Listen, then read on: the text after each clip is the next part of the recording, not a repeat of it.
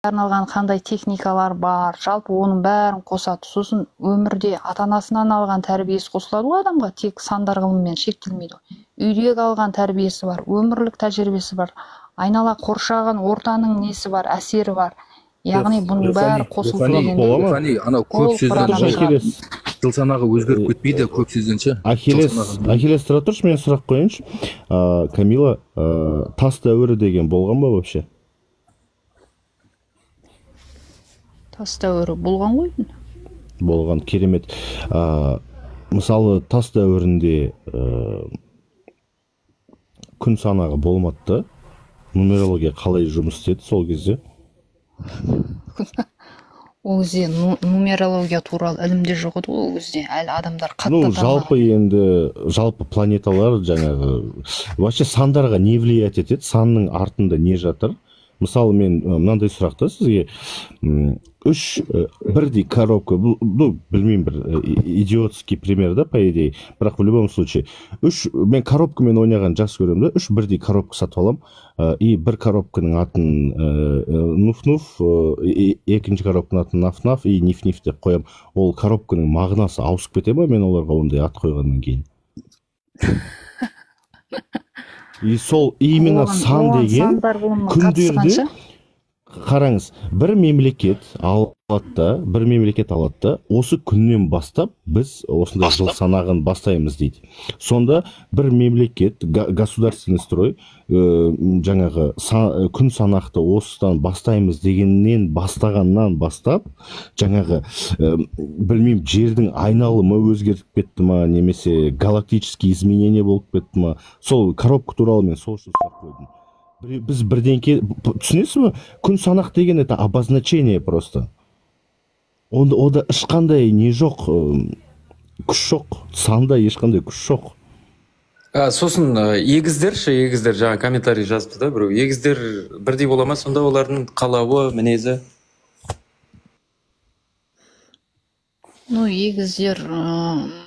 Егіздердің негізі мінездері бір-біріне ұқсас болады ғой. Жаңа біреу ауырып тұрса, сені проскипала көрдің ба? Сені проскипала вообще.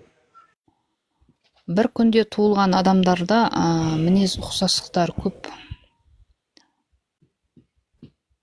Жалпы рухани солай ғой ол. Тұра тұршы. Санын шығарамайсың. Жаңа конкретно айттық қой, болды, оның несі мыжып отырсын. Тұра тұршы. Жауап беріңізші, санда қандай мағына болуы мүмкін, если ол просто обозначение болса. Мысалы, кабинет номер 1, кабинет номер 2, кабинет номер 3.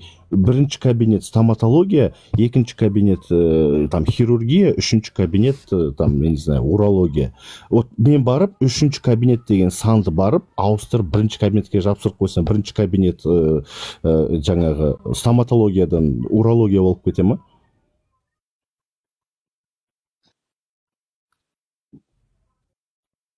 Қой, райынан қайтарып қазір жеп отырған азығынан айырасың. Девиант, қызықсың вообще. Кредитті кім төлейді сонда, қызықсың вообще.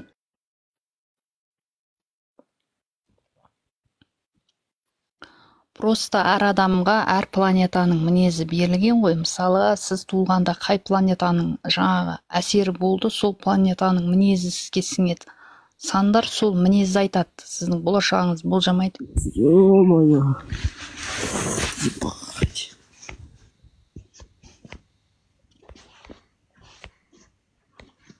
Мысалыға бірліктерде күн планетасының мінезі, оларда басқару, лидерлік қабілет болады, ұйымдастыру, адамдарды үнемі ұйымдастырып басқарып жүреді, және де оларда шығармашылық қабілет болады.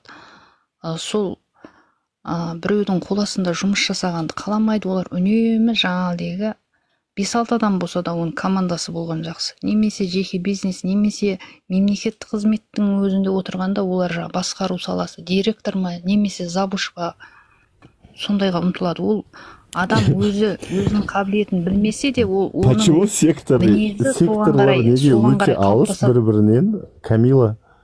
Немесе мемлекеттік жұмыс, немесе бизнесі вообще айдалады ғой екеуі? Қалай они и там могут быть угодны, пригодны? Бірліктерге біреудің жаңағы бірліктер идея айтады ғой, ұзақ жылға стратегия құралады да, олар идеяны айтқан кезде ана бастықтар қабылдаса, олар жүрегі рахаттанады ғой. Қабылдамаса, бастықтар ол бірліктер іштей анандай не қылады да, күйрей бастайды да, менің айтқаным бола қоймады деген сияқты. Сол үшін олар көбінесе жеке бизнеске кетіп қалады, немесе жаңағы әйтеуір жұмысында әйтеуір басшылыққа қарай тырмысады олар. Завуч болса да әйтеуір 5-6 адамға бастық болған оларға қолайлы. Солар ұйымдастырап, кеңес береді, сондай адамдар да олар. Ал енді олар жаңағы төменгі жұмыстарда жүрсе жаңағыдегі, олардың қабілеттері, потенциалы ашылмай қалады. Просто адам өзі туралы ақпаратты білген кезде не істеу керек екенін түсінеді да, түсініп тұрсыз ба? Қазақтар кім екенін білсе, әлем жоғалып алады жігіттер. Иә.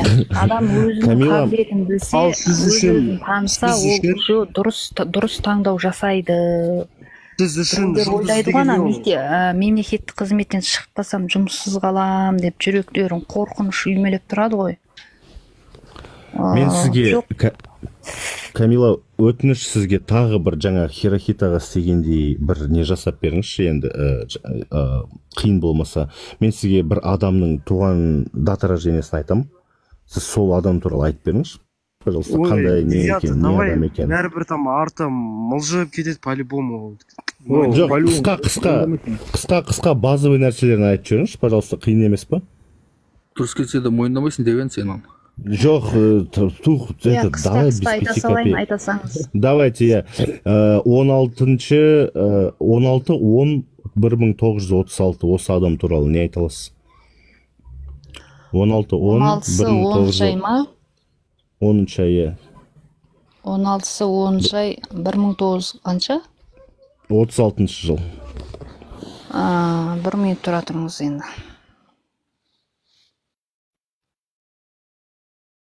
Буддизммен есептеп берсеңізші. Тихо. Ахиллес, тихо. Қалайсың Ахиллес жалпы? Жақсы, шүкір. Өзің қалай? Нормально.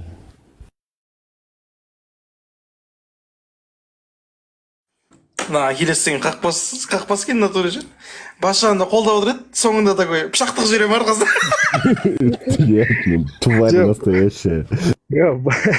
Нумеролог сюсай деген осы сұрақты қойған ғой, осы жерде расписать етесің ғой, постоянно ше. Бәрі мен ана өзімнің учителімнен сұрап келемін дейді, бірақ біреу қайтып сұрап жауабын айтқан емес.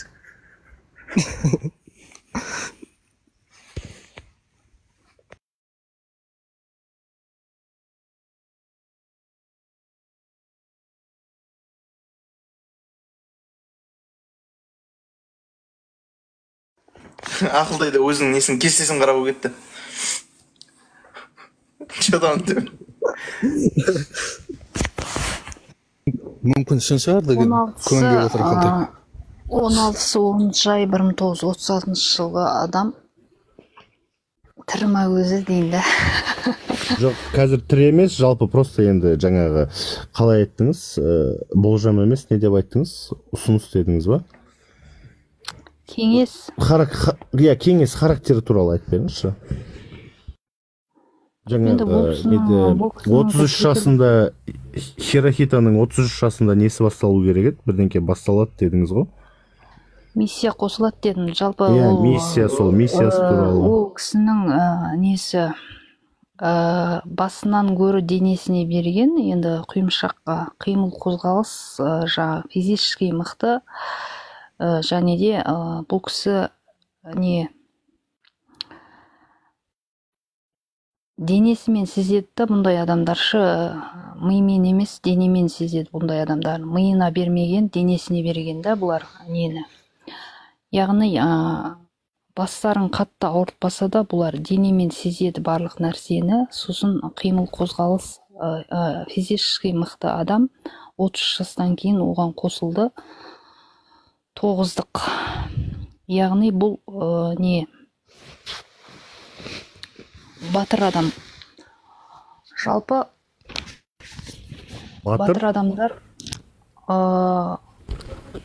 аңғал болады, сосын тактика болады. Яғни бұлар бірден тез жаңағы сол заматта сол нәрсені шешеді да, анау жаңағы жаудың арасына кіріп кетіп бүкіл жауды қиратып жібереді, ол жауда агрессия пайда болады да оларда, рух пайда болады и бәрін қырып жібереді соның несінде арқасында.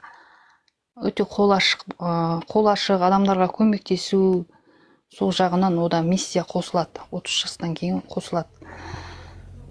Яғни сана-санына миссия қосылған кезде адамда кішкене өзгеріс пайда болады.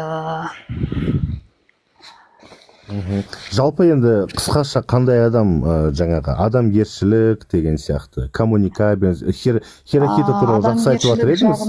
Жаңағы біреуді тыңдайды, екі адам ұрысып қалса екеуінде тыңдап, екеуінде түсінеді деген сияқты нәрсе айта аласыз ба осы адам туралы? Бұл адамдар неге адалдыққа жаралған адамдар, яғни бұлар адалдықты айтады. Мысалы, мына нәрсені жеу керек, мына нәрсені жемеу керек деген сияқты нәрсе болды. Мына нәрсені жемеу керек дейді ма, бітті. Менікі дұрыс деп жүреді. Олар адамдарды адалдыққа қарай сүйрейді. Яғни дұрыс емес нәрсе болса, олар жақтырмайды. Сен мынаны ұрлық істесе де адамдар, сен мына ұрлықты жасадың деп олар шындықты айтады.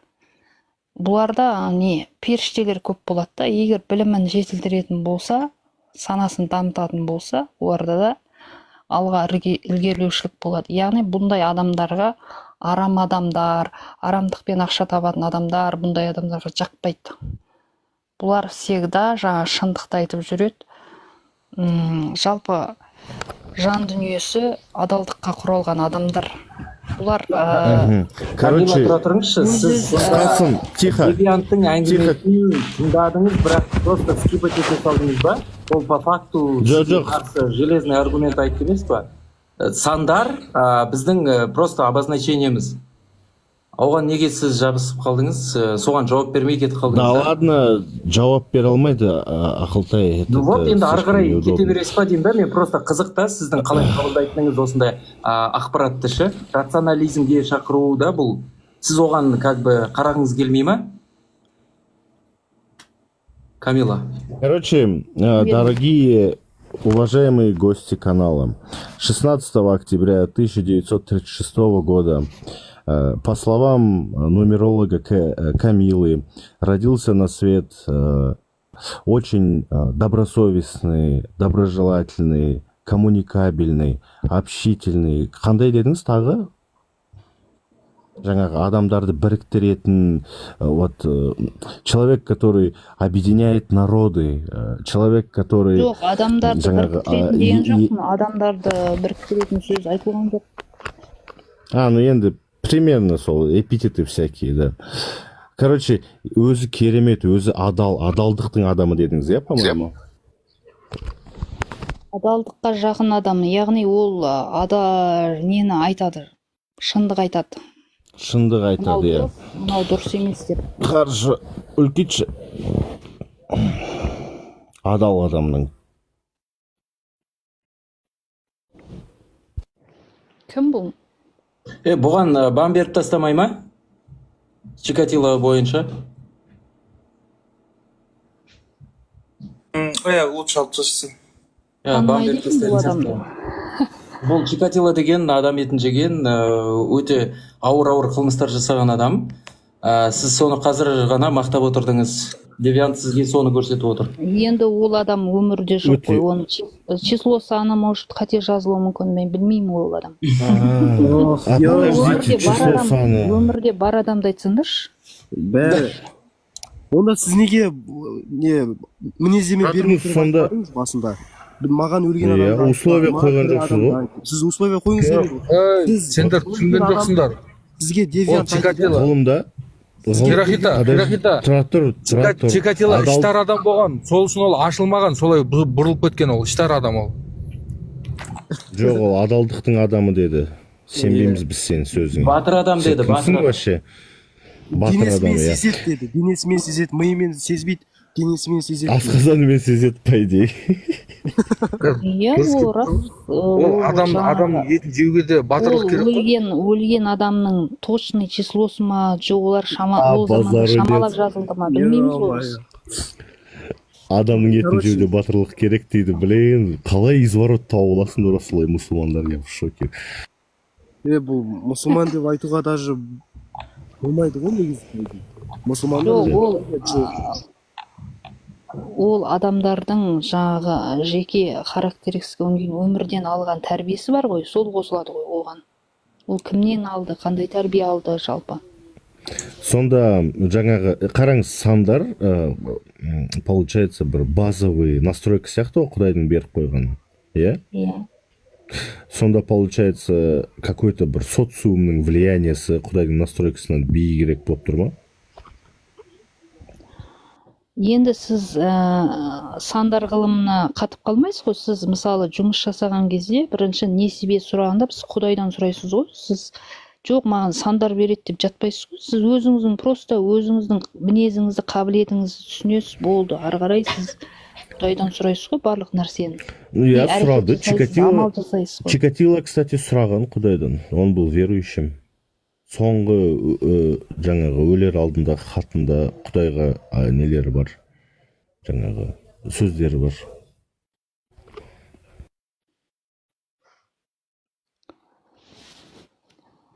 Күшті сұраған Құдайдан.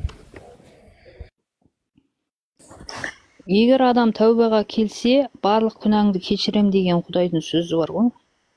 Жоқ, енді сіз исламмен жабылмасаңыз сөйтіп, сен исламды, нумерологияны исламға қоспасаңыз шылай, араластырмаңыз, екеуі екі бөлек нәрсе. Екеуі екі бөлек әлем. Жоқ, ты не понимаешь. Хирохита, ты не понимаешь. Сандар ғылымы Құраннан әкелінген.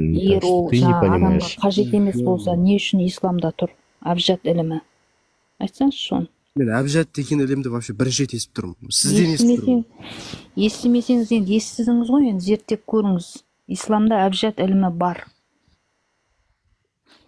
Онда неге қазіргі таңда медреселерде там имамдар неге сол ғылымды үйретпейді? Адасып кеткен қазір, потому что медреседе бәрі. Неге үйретпейді оларды? Бар боласа. Не деген изворот болды деймін да, жаңа ғана. Сөзден сөзге секіріп. Датасы өтірік болуы мүмкін. Ол өліп қалған деді. Одан кейін келісті да, ой, адамды өлтіруге де не керек, адам жеуге де жүрек керек дей ма, неме, батылдық керек дей ма? Не айтып жатсыз жалпы? Не, это там Ахиллес уже свои сказки накидал. А Камил айтқан жоқ.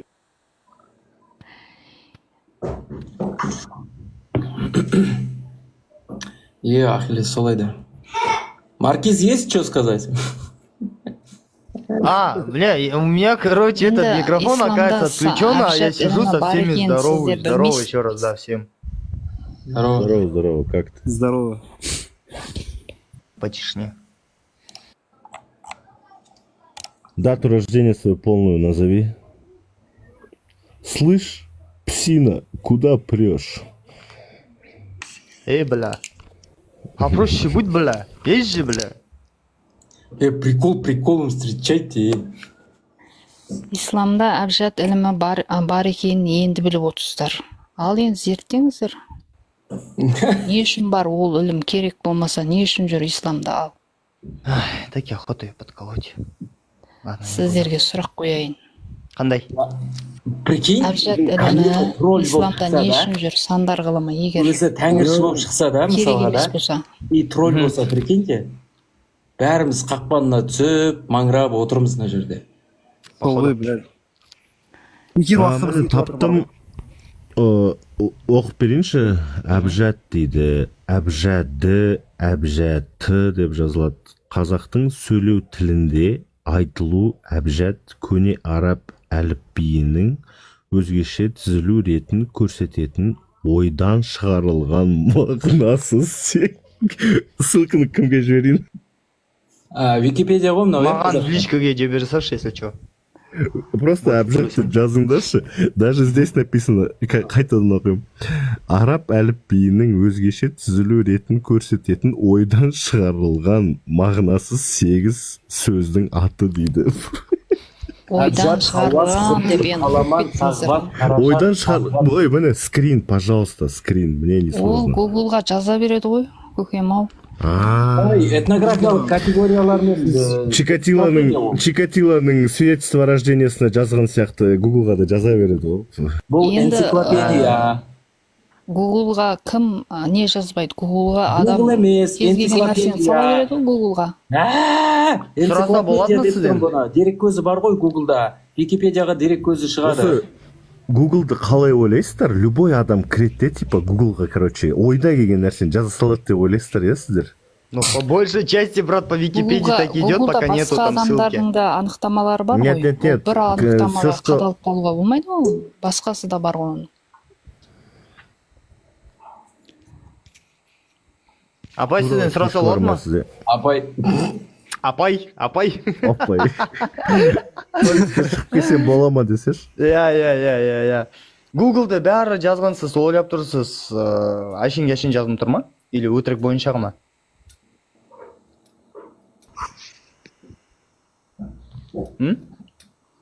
Ана туда нет? Жоқ, Гуглға мен айтсам, адамдар бұл өмірде өмір сүрмейді, жай ғана... Жоқ, мен айтып жатырмын, то, что все пишется в Гугле, вы считаете, что это ложь? Өтірік деп ойлап тұрсыз ба? Бәрі Гуглда не жазғанмын? Жоқ, Гуглда адамдар әртүрлі түсінікті енгізеді да, соның қайсысы дұрыс, сіз соны таңдай алуыңызда, мәселе сода. Дұрыс ақпарат. Получается, Каздивян көрсеткен ссылка, ол Википедиясы, ол дұрыс болады. Просто сіз өзіңіз тексермедіңіз. Жоқ, ол дұрыс деген сөз емес. Өйткені ол түсініктемен кім жазды, оның авторы. Жоқ, енді сіз кімге сенесіз? Бізге сенбей тұрсыз, имамдарға сенбей тұрсыз, сенбеймін деп жатсыз да. Там кімге сенесіз сонда? Гуглға сенбеймін деп тұрсыз, бізге сенбейміз, имамдарға сенбейміз, кітаптарға Құдайға сенемін. Ой, блин, тұра тұрыңыздаршы, бұл Google емес, бұл энциклопедияда жазған, блин, сіздер не айтып отырсыздар, міне, энциклопедия, міне. Маған до конца оқы деп тұр, мына жерде бидеп жазылып тұр екен, акасы, мен просто шегім жарылып кетейін деп. Қараңыз, өзгеше түзілу ретін көрсететін ойдан шығарылған мағынасы 8 сөздің аты. Әбжат, хауас, хутти, қаламан, ол энциклопедияда жазылған деп. Сахас, зазақ. Тұра тұрыңыз, сөйлеп болайын. Бұл сөздердегі әріптердің жалпы саны араб әліпбиіндегі 28 болып, әрбір әріп белгілі бір санды білдірген дейді. А1 и так далее. Так, қайда оқыдыңдар жаңа? Қараңыздар. Мұсылманша сауат ашу, әптиек, иман шарт, игеру, әбжатты білу, оқыту мазмұнда міндет болған. Қай жерден таптыңдар исламда запрещенный дегенді? Не хочу все читать. Сложно, да, писала? Нумерология запрет. Нет, осы әбжаттың страницасында прям тікелей жазылып тұр екен, астында біреулер оқып айтып отыр. То, что в исламе это запрещено. Так, әбжат 4 амалмен есеп шығаруға кез келген санды әріптермен беру. Короче, просто взяли римские цифры, сделали, да? Ну, типа аналог, из букв сделали цифры. А в чем прикол вообще? Что-то я не сильно понял. Короче, какая-то в кавычки открываются, мусульманская, кавычки закрываются, нумерология.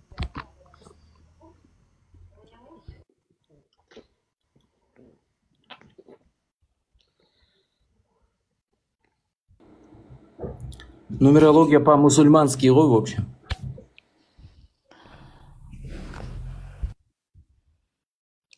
Исламда палашуға болмайды деген, жалпы ол нумерология жайлы айтылмаған. Сондықтан сөзді бұрмаламау керек та. Сізден сұраса болады ма? Нумерология сізге осы сөз не береді, қандай маңызды? Маңызды деп жатырмын ғой. Смысл қандай оны? Именно сізге.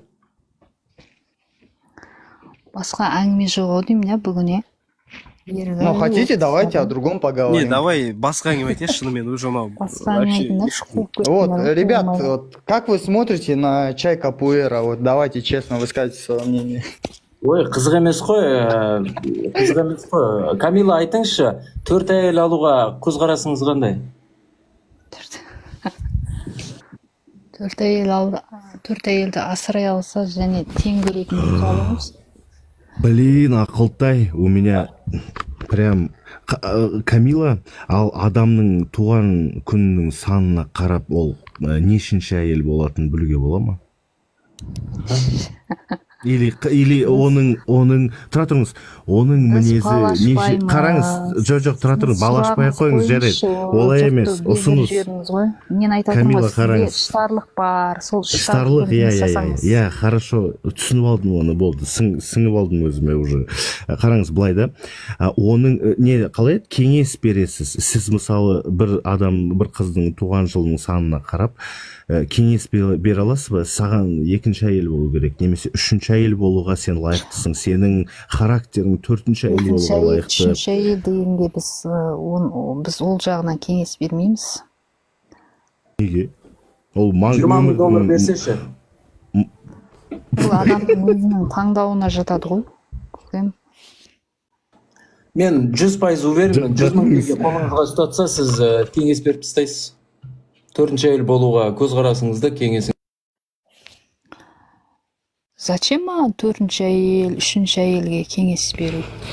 Жоқ, тұра тұрыңызшы, ол маңызды ғой, ол өте маңызды, адамның өміріндегі өте маңызды бір бөліктердің біреуі. Мен сізге айтып отырмын ғой, тұрмысқа шығу деген сияқты. Сіздің миыңызда мынандай программа тұр, адамның бір кемшілігін мінін тауып, соны добиться. Адамның емес. Мен сізге түсіндірдім ғой. Сіз психолог емессіз, сіз психолог деп атамаңыз өзіңізді. Сіз психолог емессіз біріншіден. Екіншіден, психолог деген ол мамандық. Қалыптасқанда, сіз соны добить ете бересіз.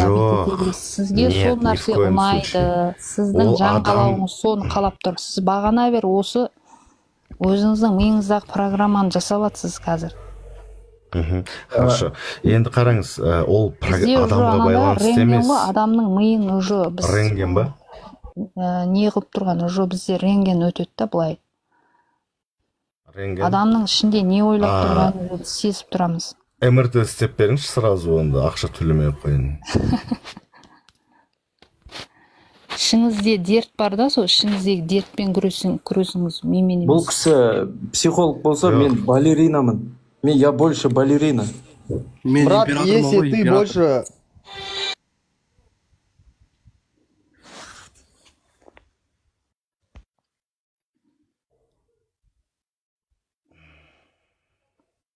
Солай да. Жалпы солай. Мен, в общем, балеринамын. Мен императормын. Маған сұрақтарыңыз болса қоя беріңіздер. Мен шпагат жасай алам. Мен балеринамын. Брат, если ты балерина, то я тогда жесткий философ. Очень жесткий философ, прям не на нет. Философ. Мен де философпын, если еще. Бәрі тасыңдашы. Философ деген сөздің аяғында Ф деген әріп, П емес. Девян, сен дұрыс айтпайсың, негізі ол пәлсапа.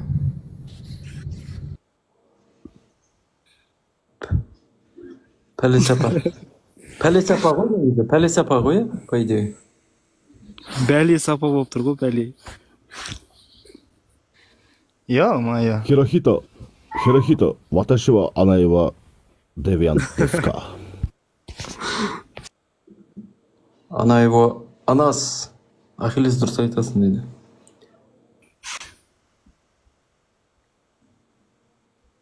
Human, сен тапқан екенсің, кімге подарка беруді, кімге болысуды тапқан екенсің. Сіз, если что, андай бір ренжіп, жаңағы, не қалай еді. Короче, близко к сердцу не берите. Сізге лично, сіздің персонаңызға ешқандай қызығушылық, қызғаныш, вообще түк жоқ, просто тема сондай да. нумерология деген. Так что эгоцентризм деген нәрсе өте жаман. Білет шығарсың. Дуалап тастайды деп қорқасың ғой да. Ақталмаңыз, ақталудың қажеті жоқ. Жалпы біз адам танитын адамдармыз ғой. Біз ішкі адам танитын. Ішкі дертін білеміз да ол адамның. Жоқ, девиант, сен этика жағын айтып отқан жоқсың. Не айтып отырмыз? Сіз бағана бері Давидс айтып отырсыз. Ол ақталу емес. Девиант. Камила, ол ақталу емес, это просто моменты этики, как бы. Беседа закончилась, я просто жаңағы айтып отырмын да, сөздің аяғында. Ақталудың қажеті жоқ, ақталмаңыз. Ой, тут опять нумерология. Егіліп қойып. Болды, ойнаршы, еуім, бітпейді мына тема. Этика емес. Сен дуалап тастайды деп қорқып жатсың, маған бірдеңе болып қалады деген страх сенде. Она у тебя в голове. Ешкім сізге тиіспейді, неақта керек болса. Если что, спокойно отырып чай іше саламыз. Мен как раз чайға кетіп отырмын. Негізі кешірім сұрау іштарлықтан арылтпайды. Иә. Ысқақ эфир ашты ма? Қалай, не дедің, Ахиллес? Кешірім сұрау іштарлықтан арылтпайды дейін да. Мағынасын можно, пожалуйста? Девиант. Бір нәрсе білмейдім, оказывается. Төрт әйел алу туралы көзқарасын айтпады я сонымен. Маған 17 болып қапты, кім монета тастаған болса да рахмет. Короче, еғо, не берем? Ысқақ 11-де ашады бер.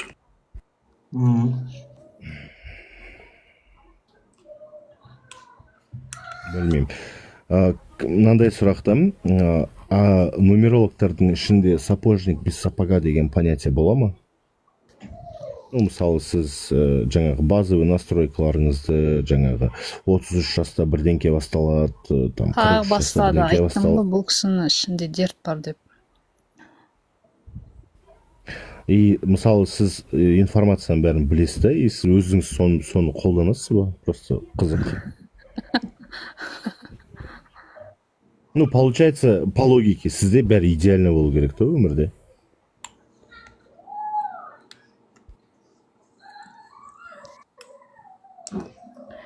Тема закрой и басқа тема күш. Подумал, жоқ, Камила, я тут подумал, вы позволяете на личности себе переходить, почему бы мне тоже это не сделать? Жекеге өтіп атсыз ғой, жаңағы сөздің басынан бастап. Мен де жекеге өтсем қалай болады екен? Сондықтан мен жауап бермеймін. Іштарлық барсы деп все. Мен де жекеге өтсем қалай болады екен, қалай қабылдайды екен, бұл кісінің де может іші тар шығар. Бағана өтіп қойған, сіз оны өзіңіз байқамадыңыз. Наверное, потому что ішім тар. Иә, соны айтып жатырмын ғой. Іштарлықпен жұмыс жасаңыз адамда. Алғыс айтып үйреніңіз. Адамдарға махаббатпен түсіндіріп үйреніңіз. Адамдардың бәріне махаббатпен қараңыз, сонда іштарлығыңыз кетеді. Девиант, сен бала активірдің өгілдің көп ішіп жүр. Ахиллес уже екінші рет өтпейді сайға.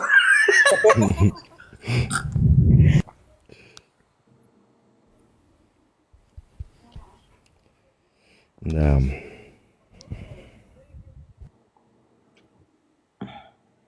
Айтсыңдаршы, мен бір айналып біраз тірлік тындырып көдім, әлі өтсіңдір. Жоқ, мен сұрадым ғой, сұрақ қойдым ғой. Камила жауап бермей жатыр, қашып жатыр. 4 айылуға қалай қарайсыз дедім. Алуға? 4 әйел алуға, 4 әйел. Өте қиын нәрсе ғой, по сути, ол ше. Я говорю, сложно иметь 4 жены у себя. И каждая из них на 8 марта что-то дарить нафиг надо. Маған десеңдер 100 айлаңдаршы. Жұмысым қанша? Сіздің ғылымыңыз, сіз бір ғылымның жаңағы представителі болғаннан кейін сіздің кеңесіңізді білейін дегенбіз ғой. Іштар адам 4 айылға тең қарай алмайды ау, қиын. Бля, жестко кетті. Хватит деп бір нәрсе айта беріңізші. Қақтан 4 айыл алады ғой, өзі іштар болса. Анау 4 әйел жылыстырып қояды ғой бір-біріне айдап салып.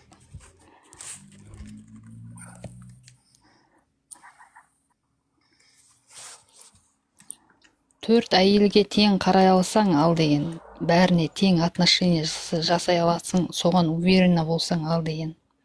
Ал тең қарай алмасаң, онда алма деген.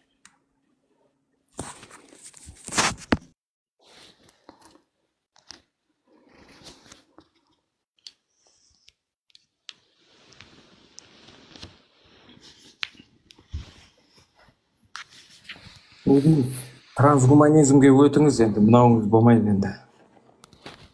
Либо жүргізуші куәлігін алуға тапсырыс беріңіз, өтініш беріңіз.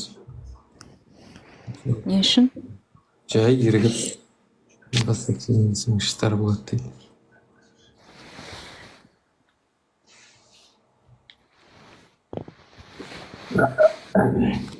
Осы да бізде әркім өзінің бірдеңесін қуып жүреді, бізде біздің қоғам өзі. Не деген қоғам деймін да? Анау ананы айтады, мынау мынаны айтады. Ешқайсының бір негіздемесі жоқ. Визиант анау ішқа. Ахиллес анау айтпай-ақ. Оғылық анау күле береді жыртың-жыртың. Анау, Девиант анау Иштар дейсің ғой? Иштар. Мынандай қыз білсе сенде бір трагедия. Сен жанбасаң от болып, мен жанбасам от болып. Кім жанады бұл жалғанда деп. Бұл жалғанда демеген. Менші дейді. Darkness. Білмеймін енді, сен жыл санауыңды жалғастыра бер ары қарай. Шатасып кетпе. Ақылтай сқақпай раз-нараз тұрасың ба дейді. Тұрып, жерге қаратып жібердім ғой. Вы чё? Ахура Мазда қолдасын, Заратуштраге салаваттар болсын дейді. Маздаист дейді. Отпасаң дұрыстай.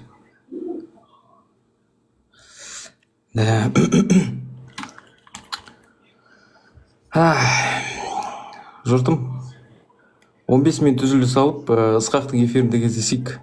Соған жазсын. Давай. Жақсы.